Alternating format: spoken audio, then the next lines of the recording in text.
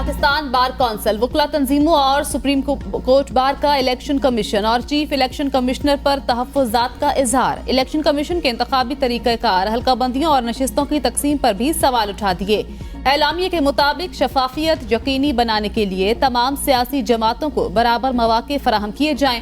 मौजूदा chief election commissioner की ज़ेर निगरानी शफाफ और मुनसिफाना इंतखाबात नहीं हो सकते। चीफ इलेक्शन कमिश्नर ने अपने आबाई हल्के जहलम में 13,82,000 आबादी पर कौमी असम्बली के 2 हल्के बना दिए। सुप्रीम कोर्ट कमीशन के हर अमल की तौसीक करने के बजाय चीफ इलेक्शन कमीशन के जिला में इजाफी नशिस्त पैदा नहीं की गई। इलेक्शन कमीशन के तर्जमान का सुप्रीम कोर्ट बार्स के एलामियों पर रद्द-ए-अमल। चीफ इलेक्शन कमिश्नर का आबाई जिला NA-182 जिला सरगोदा में है, जहां कोई इजाफी नशिस्त पैदा नहीं की गई। इजाफी नशिस्त पैदा करने की खबर गलत है। इलेक्शन कमीशन किसी के दबाव या ब्लैकमेलिंग में नहीं आएगा। आइन को हम खुद तोड़वाते हैं, उसके ऊपर मोहर लगाते हैं और फिर उसके बाद पार्लियामेंट टूटती है तो कहने के बिल्कुल ठीक हुआ है। वज़ीर आज़म को जेल डालते हैं, बिल्कुल ठीक हुआ है। बेटे से तनख्वाह न ली, इसको निकाल दिया, बिल्कुल सही किया है। वही केस आप देखें, आप 2-3 हेयरिंग में उन्होंने खिड़की से निकाल के बाहर फेंका उस केस को। आपने उनके बयानात भी सुने हैं ना जी, कि हमने तो भाई कहा था कि ये नवाज शरीफ को जेल से बाहर नहीं आना चाहिए, ये मरियम नवाज को जेल से बाहर नहीं आना चाहिए, वरना हमारी 2 साल की मेहनत जाया हो जाएगी। आइन टूटता है तो जजेस आइन शिकन को हार पहनाते हैं। नवाज शरीफ का लाहौर में पार्लिमानी बोर्ड के इजलास में खिताब, कहा पार्लियामेंट टूटती है तो कहते हैं ठीक हुआ। जजेस के बयानात हैं कि नवाज शरीफ को जेल से बाहर नहीं आना चाहिए। वो कौन सी 2 साल की मेहनत थी जो जाया हो जाती। अभी वो केस खुला है, देखते हैं क्या बात करते हैं। भारत या अमेरिका ने नहीं, हमने खुद अपने पांव पर कुल्हाड़ा मारा है। सिलेक्टेड को RTS बिठाकर और बेतहाशा इंजीनियरिंग करके जितवाया गया। वो 4 वोटों की बर्तरी से वजीर आजम बना। नून लीग की हुकूमत ने 4 साल डॉलर को 104 पर रखा, लेकिन बानी PTI के आते ही डॉलर को पर लग गए। दहशतगर्दी भी वापस आ गई। रियासत मदीना का नाम लेने वाले लीडर ने कौम को बदतमीजी, गुंडागर्दी, धौंस धांधली और यू टर्न पर लगा दिया। पुरानी रिवायती सियासत को दफन करना होगा, वरना मुल्क नहीं चलेगा। बिलावल भुट्टो ने कहा कि एक बार फिर मौका देने पर लाहौर हाई कोर्ट बार का शुक्रगुजार हूं। कहा जाता है कि जो कातिल होता है वो हमेशा जाए वक़ुआ पर वापस लौटता है, मगर इस लाहौर हाई कोर्ट में हमारी 2 मजलूम मुतासरा नस्लें इंसाफ मांगने के लिए आती रही हैं। जज साहिबान अपने फैसलों से वो दाग धोएंगे, सिर्फ इसीलिए नहीं कि वो मुझे, मेरे खानदान और मेरे कारकुनान को इंसाफ देंगे, बल्कि इसलिए कि वो एक और पत्थर पर लकीर खींचेंगे कि आज के बाद किसी वज़ीर आज़म के साथ ये सलूक नहीं होना चाहिए। हमने इस मुल्क में सियासत को जाती दुश्मनी में तब्दील कर दिया। बानी PTI का जाती दुश्मनी में सबसे बड़ा किरदार था। बानी PTI कहा करते थे कि किसी से बात नहीं करूंगा, वो कहते थे खुदकुशी कर लूंगा और चोरों से बात नहीं करूंगा। शायद उस वक्त वो जो दूसरों पर चोरों का इल्जाम लगाया करते थे वो सब गलत था।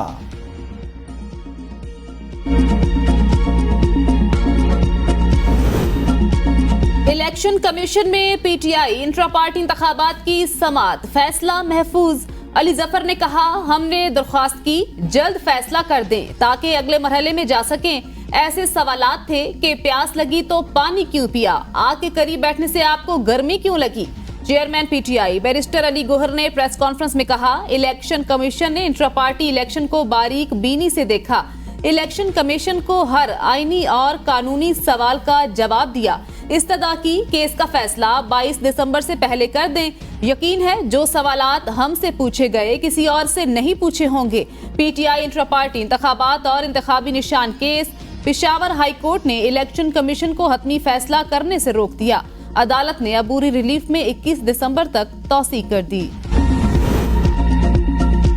PTI के साबिक रुकन असेंबली मियां शफीक आराई का इलेक्शन में हिस्सा न लेने का ऐलान। मियां शफीक का ताल्लुक लोधरा से है। PTI में वफाकी पार्लिमानी सेक्रेटरी बराए मवासलात भी रहे। गुजरात से भी PTI के एक साबिक MNA और साबिक MPA का पार्टी छोड़ने का ऐलान। सैयद फैजुल हसन शाह NA-70 से MNA मुंतखब हुए थे। चौधरी अरशद गुजरात के हल्का PP 34 से MPA मुंतखब हुए थे। शिकारपुर के साबिक MNA डॉक्टर इब्राहिम खान जतोई और कश्मीर के पीपल्स पार्टी के रहनुमा मीर शाह जैन खान बजारानी का साथियों समेत जमीयत उलमा इस्लाम में शमूलियत का ऐलान। अलामा राशिद महमूद सुमरो ने कहा, कराची से कश्मीर तक हल्का बंदियों पर एतराज को मुस्तरद किया गया, जिस पर तहफ़्फ़ुज़ात हैं। इंतखाबात में ताख़ीर किसी सूरत काबिल कबूल नहीं। सुप्रीम कोर्ट ने बलूचिस्तान हाई कोर्ट का हल्का बंदियों से मुतालिक फैसला मुअत्तिल कर दिया। हुक्म इम्तना जारी। जस्टिस अतर मोइनुल्लाह ने रिमार्क्स दिए, हर पार्टी अपनी ख्वाहिश के मुताबिक हल्का बंदियाँ चाहती है, हम इंतखाबात में ताख़ीर का कोई चांस नहीं लेना चाहते। कायम मुकाम चीफ जस्टिस सरदार तारिक मसूद ने रिमार्क्स दिए, हल्का बंदियों को छेड़ने से इलेक्शन का अमल डीरील हो सकता है। जस्टिस मंसूर अली शाह ने कहा कि इंतखाबात न होते तो हम मुदाखलत करते, हल्का बंदियों के मामलात अब इलेक्शन के बाद देखेंगे। सेक्रेटरी इलेक्शन कमीशन ने वापस लिए गए नोटिफिकेशन सुप्रीम कोर्ट में पेश कर दिए। जस्टिस अतर मोइनुल्लाह ने रिमार्क्स दिए, नक्शे देखने का काम हाई कोर्ट का नहीं, इलेक्शन कमीशन का है। सुप्रीम कोर्ट का हल्का बंदियों के खिलाफ दरख्वास्तें आम इंतखाबात के बाद सुनने का फैसला।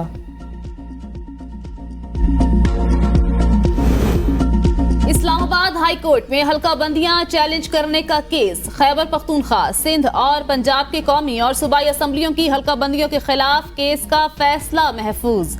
इस्लामाबाद हाई कोर्ट के जस्टिस अरबाब ताहिर के रिमार्क्स, कहा, इलेक्शन पर सुप्रीम कोर्ट के फैसले ने हमारे हाथ बांध दिए, हमारे पास वक्त नहीं, लेकिन ऐसा फैसला दूंगा जो मुस्तकबिल में काम आएगा। आबादी बड़ी है, नशिस्तें कम कैसे की जा सकती हैं? इस्लामाबाद हाई कोर्ट ने इलेक्शन कमीशन से इस नुक्ते पर दलाइल तलब कर लिए।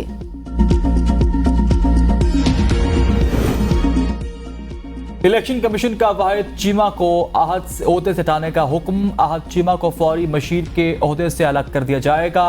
इलेक्शन कमीशन का सेक्रेटरी काबीना डिवीजन को हुक्म, आहद चीमा गुज़श्ता काबीना का हिस्सा रहे, इंतखाबात पर असरअंदाज हो सकते हैं। इलेक्शन कमीशन का फैसला।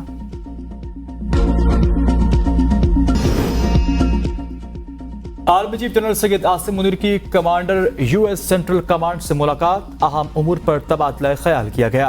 आईएसपीआर के मुताबिक army chief general Michael Erik से मुलाकात में बाहमी दिलचस्पी के उमूर पर तबादला ख्याल किया गया।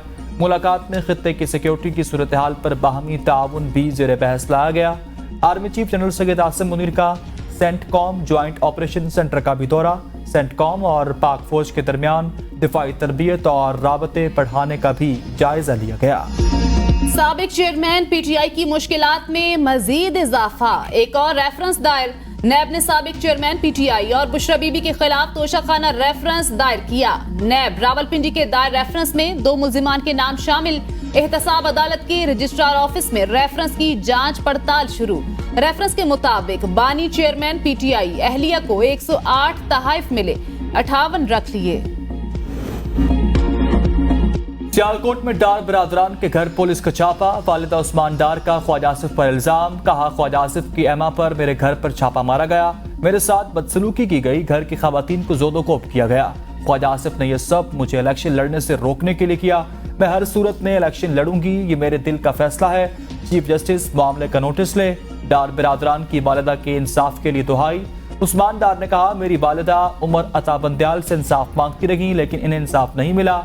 चीफ जस्टिस काजी फाइजा साहब, आज आप इस ओहदे पर फाइज हैं और मेरी माँ आपसे इंसाफ मांग रही है। मैं उम्मीद करता हूं कि आप मेरी वालिदा, मेरे घर की औरतों को इंसाफ दिलवाएंगे।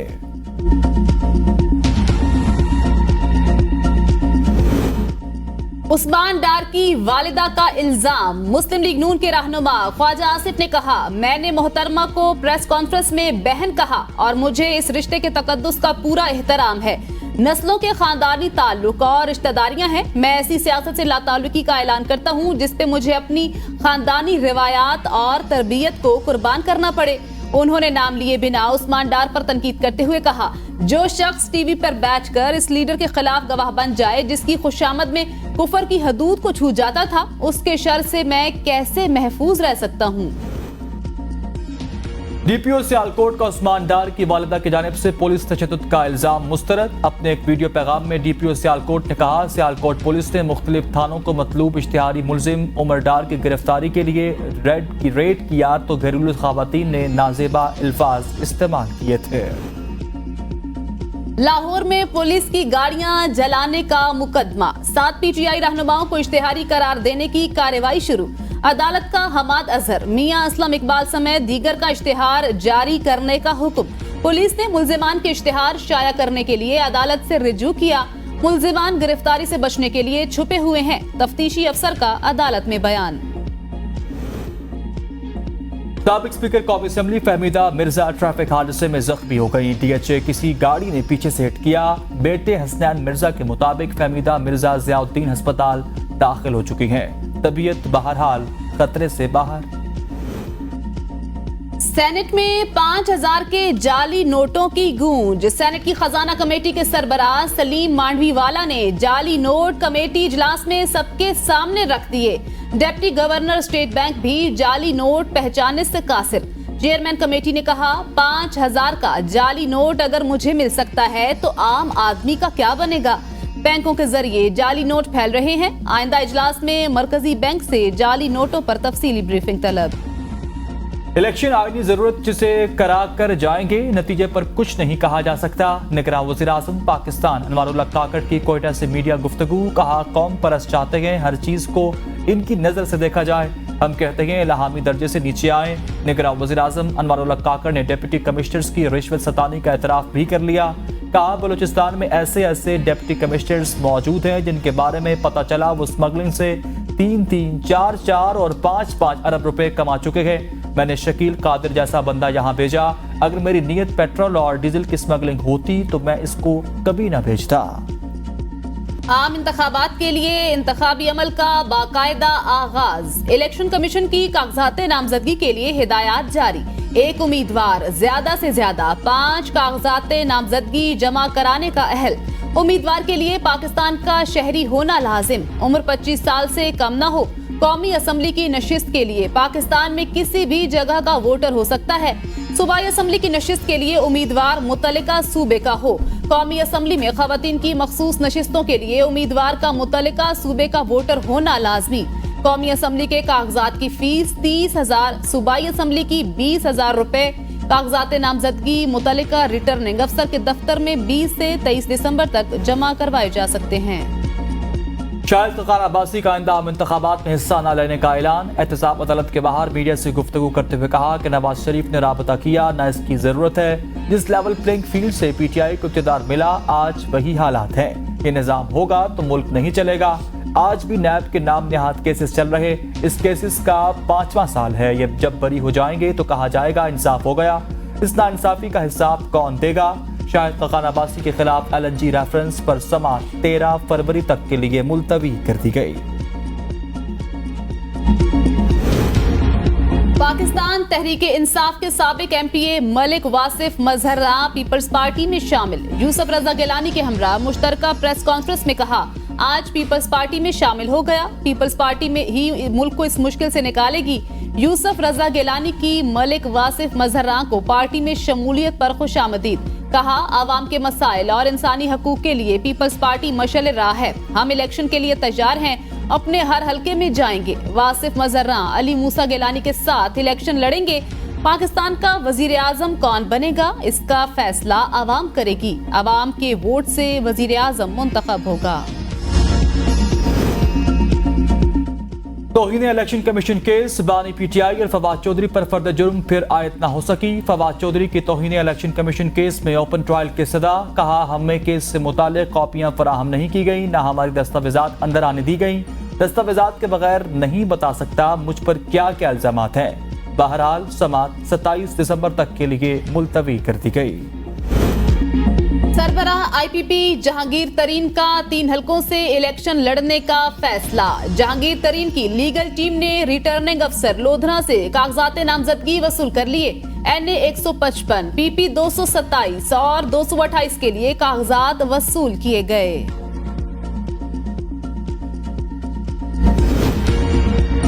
कोयटा से माहौलियाती नमूनों में पोलियो वायरस की तस्दीक। वजारत सेहत के मुताबिक सीवरेज के पानी के 2 नमूनों में पोलियो वायरस पाया गया। लोगों के नकल मकानी के बाइस पोलियो वायरस सामने आ रहा।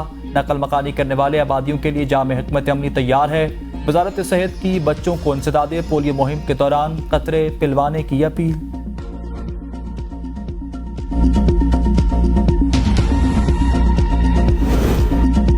टिकटॉक का इस्तेमाल हराम। जामिया इस्लामी बनोरी टाउन कराची ने फतवा जारी कर दिया। फतवा के मुताबिक टिकटॉक में नाजायज तफरीह है। टिकटॉक फहाशी और यानी फैलाने का जरिया है। नौजवान और बूढ़े भी पैसे कमाने के लिए गलत वीडियोस बनाते हैं।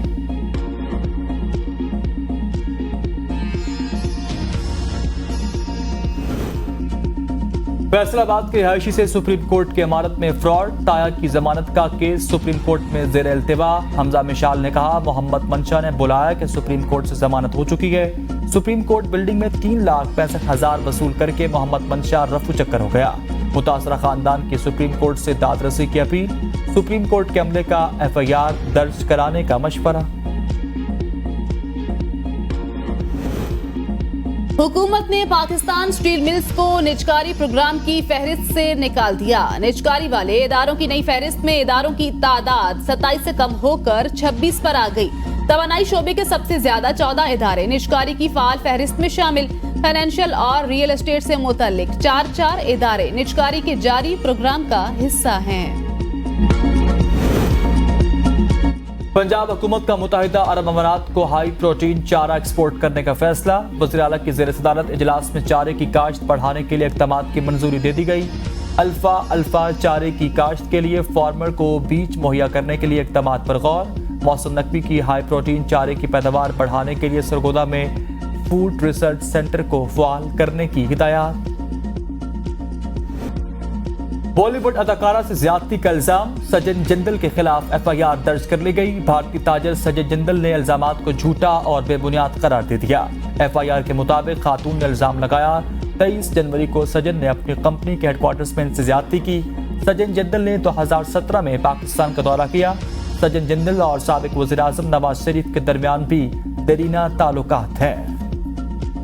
साडा एना बुरा हाल खूबसूरत आवाज से दिलों के तार चढ़ने वाले आतिफ असलम FBR के रडार पर आ गए। एडवांस टैक्सेस की आदम अदायगी नोटिस के बावजूद ऑडिट न कराने पर आतिफ असलम को जुर्माना आयद किया गया। जराये के मुताबिक 2023 के गोशवारे ताहाल जमा न कराने पर आतिफ असलम को नोटिस जारी। 22 दिसंबर तक गोशवारा जमा कराने की डेडलाइन दे दी गई।